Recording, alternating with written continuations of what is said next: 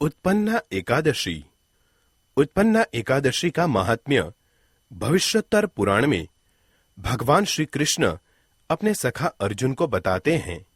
नैमिषारण्य में एकत्रित हुए सभी ऋषियों को सुत गोस्वामी बताते हैं, भगवान श्री कृष्ण ने अर्जुन को बताए अनुसार जो नियम पूर्वक एकादशी व्रत करता है उसे इस जन्म में आनंद और अगले जन्म में वैकुंठ लोक की प्राप्ति होती है। एक बार अर्जुन ने भगवान श्री कृष्ण से पूछा, हे जनार्दन, एकादशी के दिन पूरा उपवास करने से या केवल रात को खाने से या केवल दोपहर में प्रसाद लेने से क्या लाभ मिलता है? तब भगवान श्री कृष्ण ने कहा, हे अर्जुन, हेमंत ऋतु के प्रारंभ के मार्गशीर्ष महीने की कृष्ण पक्ष की एकादशी करनी चाहिए। प्रातःकाल उठकर इसका प्रारंभ करे। दोपहर में स्नान करके शुद्ध होना चाहिए। स्नान करते हुए पृथ्वी माता की इस प्रकार प्रार्थना करनी चाहिए, अश्वक्रांते रथक्रांते विष्णुक्रांते वसुंधरे मृतिका हर में पापम यन्मया पूर्व संचितम।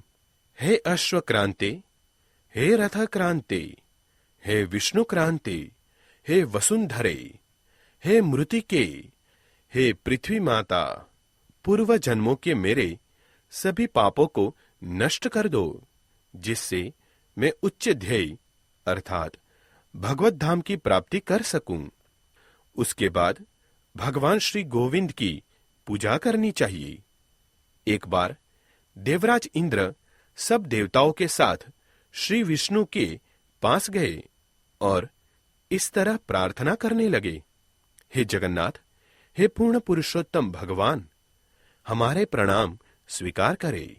आप सबके आश्रय है, आप ही सबके माता पिता हैं, आप सभी का सृजन पालन विनाश करने वाले हैं। आप धरती आकाश समेत सभी ब्रह्मांडों का हित करने वाले हैं। आप ही ब्रह्मा, विष्णु और महेश है। यज्ञ, तपस्या और वैदिक मंत्रों के स्वामी तथा भोक्ता आप है। इस जगत में ऐसी कोई भी चराचर वस्तु नहीं जिस पर आपका नियंत्रण न हो।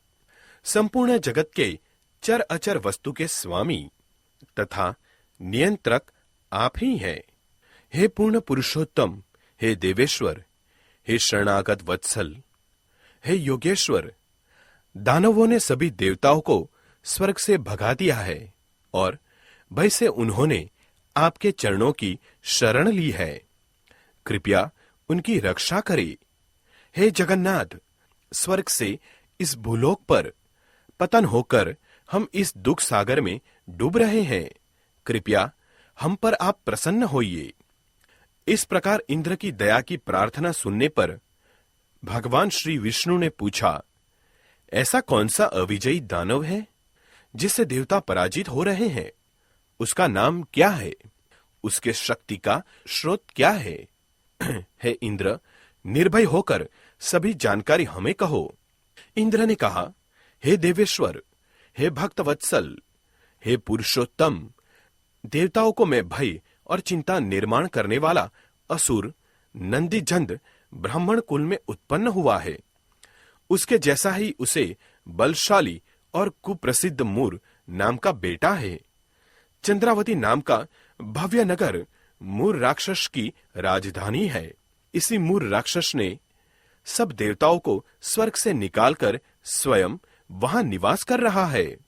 इंद्र, अग्नि, चंद्र, वरुण, यम, वायु और ईर्ष ये सभी देवताओं के अधिकार उसने छीन लिए हैं। हम सब देवता मिलकर भी उसे पराजित नहीं कर सके।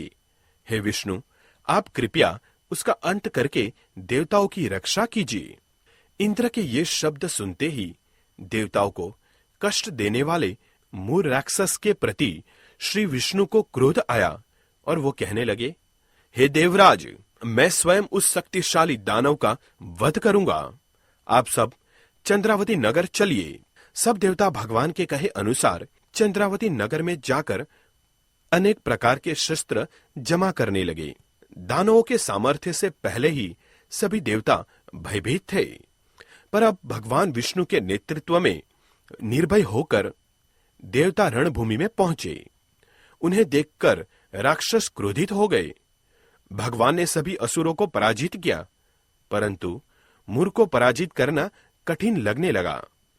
अनेक अस्त्र शस्त्र का उपयोग करने पर भी भगवान मुर राक्षस को मार नहीं सके। 10,000 वर्ष तक दोनों में बाहुयुद्ध चला।